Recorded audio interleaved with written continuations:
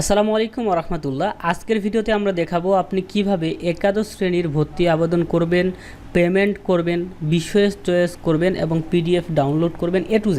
তো আবেদন করার জন্য গুগল ক্রোম ব্রাউজারে আসবেন। আসার পর আপনাকে লিখতে হবে xiclassadmission.gov.bd। তো দেখেন এই ওয়েবসাইটটি ইন্টার করতে হবে, ঠিক আছে।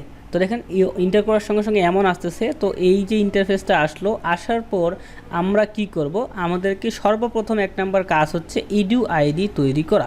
তো এই যে সাইন আপ বাটন, এখানে ক্লিক করতে পারেন এবং বাংলাতেও দেখতে পাচ্ছেন সাইন আপ লেখা আছে, বাংলা করা থাকলে এখানে ক্লিক করবেন। ক্লিক করার পর দেখতে পাচ্ছেন অ্যাকাউন্ট তৈরি করুন। এখানে রোল নাম্বার দিতে বলতেছে। তো আপনি কি করবেন, আপনার এসএসসি পরীক্ষার যে রোল এটা দিবেন। তারপরে আপনি কোন বোর্ড থেকে এসএসসি পরীক্ষার্থী ছিলেন এটা দিবেন। আমি দিনাজপুর বোর্ড দিলাম। কত সালে এসএসসি পাস করেছেন সেইটা দিবেন। আপনি 2024 দিবেন। আমি যেহেতু 2023-এর একজন স্টুডেন্টের একাদশ শ্রেণী ভর্তি আবেদন করব, তার জন্য 23 দিলাম। আপনি অবশ্যই 24 দিয়ে দিবেন আপনার যদি 24 সালে পাস করা থাকে। ওকে, এবং রেজিস্ট্রেশন নাম্বারটি অবশ্যই দিতে হবে। তো আমি এখানে স্টুডেন্টের রেজিস্ট্রেশন নাম্বারটি দিচ্ছি। তো রেজিস্ট্রেশন নাম্বার দেওয়া হয়ে গেল। এখন মোবাইল নাম্বার, অবশ্যই এইখানে হচ্ছে স্টুডেন্টের মোবাইল নাম্বার দেওয়ার চেষ্টা করবেন, স্টুডেন্টের মায়ের মোবাইল নাম্বার দেওয়ার চেষ্টা করবেন। যেই ফোন নাম্বারটা সব সময় তার কাছে থাকে বা যে কোনো সময় এই ফোন নাম্বারে ওটিপি কোড গেলে পাওয়া যাবে, এমন একটি ফোন নাম্বার এখানে দেওয়ার চেষ্টা করবেন। তো যাই হোক, আমরা এখানে একটা ফোন নাম্বার দিয়ে দিচ্ছি। তো ফোন নাম্বারটি যদি দেয়া হয়ে যায় তাহলে নিচে দেখতে পাচ্ছেন কনফার্ম মোবাইল নাম্বার। আবার এই জায়গায় আমাদেরকে ওই মোবাইল নাম্বারটাই দিতে হবে, উপরে যেটা দিবেন ওইটাই নিচে আবার দিয়ে দিতে হবে। তো আমরা এটা ওইখান থেকে জাস্ট কপি করে আমরা এখানে সুন্দর করে দিয়ে দিতে পারি, কিংবা টাইপ করেও দিতে পারি। আমি টাইপ করে দিয়ে দিচ্ছি। তো সব কিছু দেওয়া হয়ে গেলে সাইন আপ বাটনে জাস্ট একটা ক্লিক করবেন, আপনার এডু আইডি কিন্তু তৈরি হয়ে যাবে। তো চেক করে নিলাম, সাইন আপ বাটন এইখানে জাস্ট ক্লিক করে দিলাম। দেখেন, তো ক্লিক করার সঙ্গে সঙ্গে দেখতে পাচ্ছেন আমাদেরকে বলা হচ্ছে আপনার সাইন আপ সফল হয়েছে এবং আপনার ইডু আইডি, এইখানে আমার হচ্ছে রেজিস্ট্রেশন নাম্বারটাই ইডু আইডি হিসেবে দিয়ে দিছে এবং পিন নাম্বার মানে এটাই হচ্ছে পাসওয়ার্ড।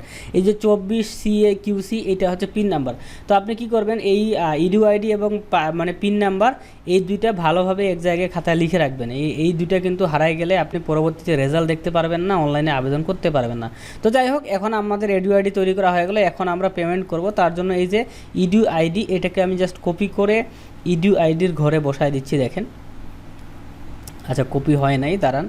এই যে কপি করে ইডু আইডির ঘরে বসাইলাম। তারপরে এই যে পিন নাম্বার, এটা পাসওয়ার্ডের ঘরে সুন্দর করে বসায় দিলাম। বসায় দেওয়ার পর আমরা লগ ইন করবো। হচ্ছে আমাদেরকে সর্বপ্রথম টাকা পেমেন্ট করতে হবে, ঠিক আছে। তো টাকা পেমেন্ট করার জন্য আমরা হচ্ছে এদিকে আসব। আসার পর এই যে আবেদন, এখানে ক্লিক করে আবেদন ফি জমা দিন, এইখানে ক্লিক করতে হবে। সো ক্লিক করার পর আমাদের পেজটি একটু লোড নেওয়ার পর আমাদেরকে বলা হচ্ছে পেমেন্টের তথ্য এখানে যা আছে থাকুক, সমস্যা নাই, থাকুক সমস্যা নাই। তো এখান থেকে আমরা হচ্ছে SSL কমার্স এইটাতে সিলেক্ট করব। দেখো এখানে ক্লিক করতে হবে। ক্লিক করার সঙ্গে সঙ্গে দেখতে পাচ্ছ SSL কমার্সের ওয়েবসাইটটি খুলে গেল। এখান থেকে মোবাইল ব্যাংকিং এখানে ক্লিক করতে হবে। তারপর হচ্ছে তোমার বিকাশে টাকা থাকলে বিকাশে ক্লিক করতে হবে, নগদে থাকলে নগদে, সেলফিনে থাকলে সেলফিনে। তো যাই হোক, তো আমরা হচ্ছে এইখানে বিকাশ বা নগদের মাধ্যমে টাকাটা পে করব। তো আমি এইখানে সুন্দর করে হচ্ছে বিকাশে ক্লিক করলাম।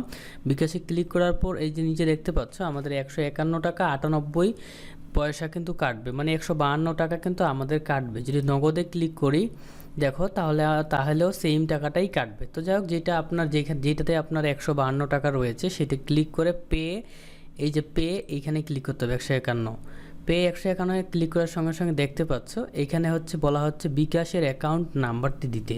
তো আমি এখানে সুন্দর করে আমার বিকাশের অ্যাকাউন্ট নাম্বারটি দিব।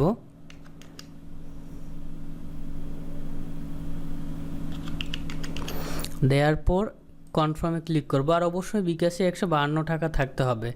তারপর আমার নাম্বারে একটা 6 ডিজিটের কোড আসবে। সো আমার কোডটি চলে আসছে। কোডটি হচ্ছে 403223 403223। তো কোডটি বসানোর পর কনফার্মে ক্লিক করলাম। তারপর এইখানে হচ্ছে আমাকে আমার পিন নাম্বারটি দিতে হবে। তো এখানে যদি আমি আমার পিন নাম্বারটি দিই তাহলে কিন্তু আমার পেমেন্টটা সাকসেসফুল হয়ে যাবে। ওকে, তো পিন নাম্বার দেওয়ার পর কনফার্মে ক্লিক করার সঙ্গে সঙ্গে আপনার হচ্ছে যে টাকাটি কেটে নেবে এবং এই যে স্ক্রিনে দেখতে পাচ্ছেন যে আপনার পেমেন্টটি সফল হয়েছে এই লেখাটা আসবে। তারপর এই লেখাটা আসার পর তখন আপনি সুন্দর করে অনলাইনে আবেদন করতে পারবেন। ঠিক আছে, তো দেখতে পাচ্ছেন আমাদের এখানে লেখা আছে আপনার পেমেন্ট সফলভাবে সম্পন্ন হয়েছে, মানে আমাদের পেমেন্টটা কিন্তু সফল হয়েছে। ঠিক আছে, তো এখন আমরা মূলত হচ্ছে আবেদন করব। তো আপনারা আবেদন ফিটা দেওয়ার পরে আপনারা আবেদন করবেন। তো আবেদন করার জন্য আপনাকে এই যে আবেদনে ক্লিক করতে হবে। ক্লিক করার পরে আবেদন করুন বাটনে ক্লিক করতে হবে। ঠিক আছে, দেখেন আবেদন করুন বাটনে যখন আপনি ক্লিক করলেন আপনার সামনে এমন ইন্টারফেস আসবে। এখান থেকে দেখতে পাচ্ছেন ন্যূনতম নির্বাচন সংখ্যা, দেখেন মিনিমাম 5টা আপনি কলেজ চয়েস করতে পারবেন এবং সর্বোচ্চ 10টা। ঠিক আছে, এবং এইখানে হচ্ছে বিভিন্ন আর কি দেখাচ্ছে, সমস্যা নেই, এগুলো আমরা দেখব। এখন সর্বপ্রথম আপনার যদি কোটা থাকে, ঠিক আছে, দেখেন কোটা থাকে তাহলে এইখানে ক্লিক করতে হবে। ঠিক আছে, এবং কোটা থাকলেই হবে না, কোটার কিন্তু সনদ দাখিল করতে হবে। ঠিক আছে, যদি আপনি কোটাটা সিলেক্ট করে দেন তাহলে অবশ্যই আপনাকে মুক্তিযোদ্ধার সন্তান, ঠিক আছে, এরকম একটা সনদপত্র থাকতে হবে। তো যাই হোক আমাদের কোটা নাই, তার জন্য আমি এটা উঠাই দিচ্ছি। তো দেখেন সর্বপ্রথম আমরা 1 নাম্বার কলেজটা চয়েস করতে চাচ্ছি, বোর্ডে ক্লিক করলাম। তারপরে আমি চাচ্ছি দিনাজপুর, বোর্ডে ক্লিক করলাম, জেলা দিনাজপুর, আমরা থানা, কোন থানার মধ্যে, দিনাজপুর সদরের মধ্যে। তো সর্বপ্রথম আমি চাচ্ছি দিনাজপুর সরকারি কলেজটা চয়েস করতে। তো দেখি দিনাজপুর সরকারি কলেজ আমি চয়েসে দিলাম।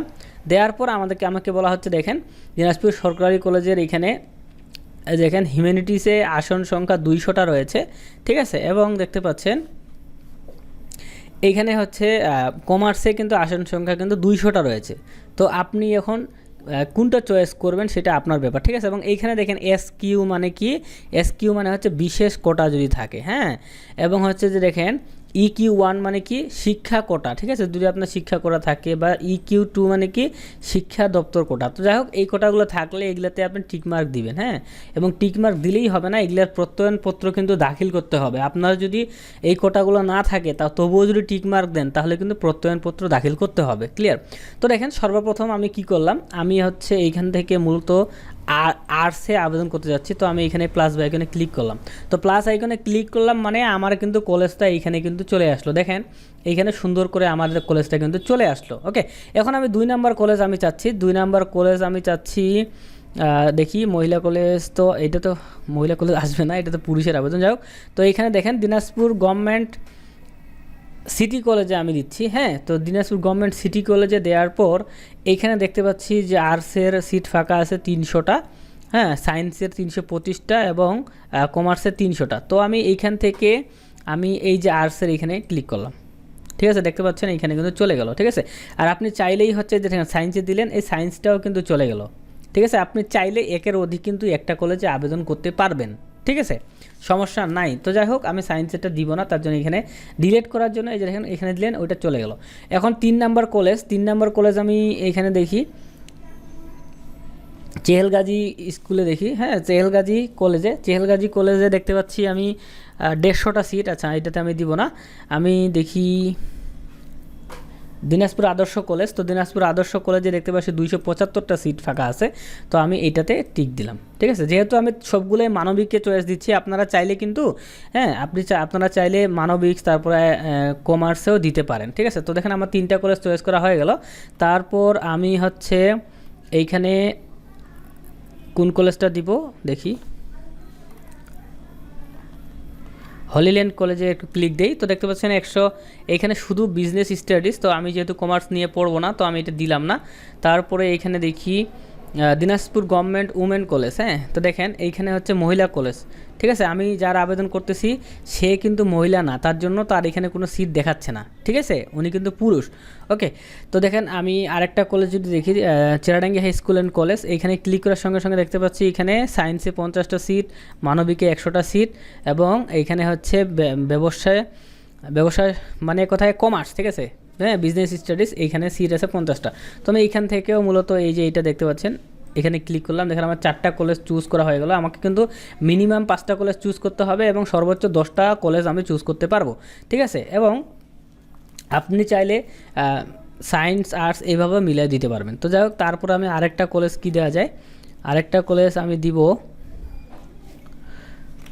দিনাজপুর কেবিএম কলেজে দেখি, দিনাজপুর কেবিএম কলেজে আমি দেখতে পাচ্ছি সায়েন্সের সিট আছে 175টা, আর্টসের সিট আছে 250টা এবং ব্যবসায় শিক্ষা, ঠিক আছে, মানে কমার্সের সিট আছে 125টা। তো আমি চিন্তা করতেছি এইখানে 250টা সিট, এইটা হচ্ছে আমি এই যে প্লাজে দিয়ে দিলাম। সো দেখেন আমার কিন্তু 5টা কলেজ কিন্তু আমার সিলেক্ট করা হয়ে গেল। এখন হচ্ছে মেইন কথা, আপনি যেই কলেজে 1 নম্বরে রাখতে চাচ্ছেন সেইটা কিন্তু 1 নম্বরে আছে, তারপরে 2 নাম্বার, তারপরে 3 নাম্বার, তারপরে 4 নাম্বার, তারপরে 5 নাম্বার। এখন কথার কথা আমি চাচ্ছি যে দিনাজপুর কেবিএম কলেজ এইটাকে 2 নাম্বারে রাখতে। তার জন্য এখন আমি কি করব, এই যে দিনাজপুর কেবিএম কলেজের এইখানে দেখতে পাচ্ছেন এই যে তীর চিহ্ন, যে উপর দিকে উঠার তীর চিহ্ন, আমি ক্লিক দিলাম, দেখেন এই যে 4 নম্বরে আসলো, ক্লিক দিলাম, দেখেন 3 নম্বরে দিনাজপুর কেবিএম কলেজটা আসলো, তারপরে ক্লিক দিলাম, 2 নম্বরে চলে গেল, ঠিক আছে। এবং আমি চাচ্ছি যে suppose Dinajpur government city college এইটাকে হচ্ছে সবচেয়ে শেষে দেওয়ার জন্য 5 নম্বরে।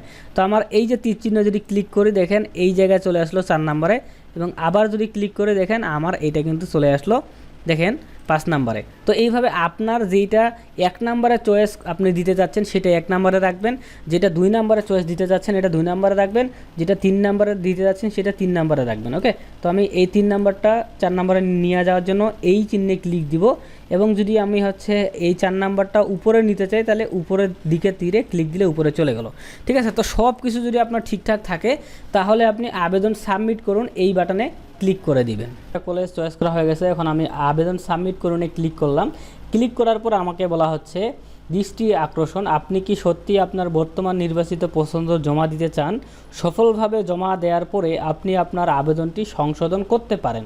তো দেখেন আপনি হচ্ছে এইখানে যদি সংশোধন করতে চান তাহলেও আপনি এই যে এগিয়ে যানে ক্লিক করে আবেদনটি জমা দিয়ে দেওয়ার পরেও কিন্তু আপনি সংশোধন করতে পারবেন, যে পরবর্তীতে মনে হচ্ছে যে 2 নম্বর কলেজটা 1 নম্বরে দিবেন বা 4 নম্বর কলেজটা 2 নম্বরে দিবেন, মানে যে কোনো কলেজ ডিলিট বা সংশোধন করবেন তখনও কিন্তু পারবেন, ঠিক আছে।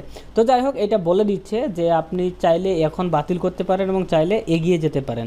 তো আমরা কি করব, এগিয়ে যান বাটনে ক্লিক করে দিব।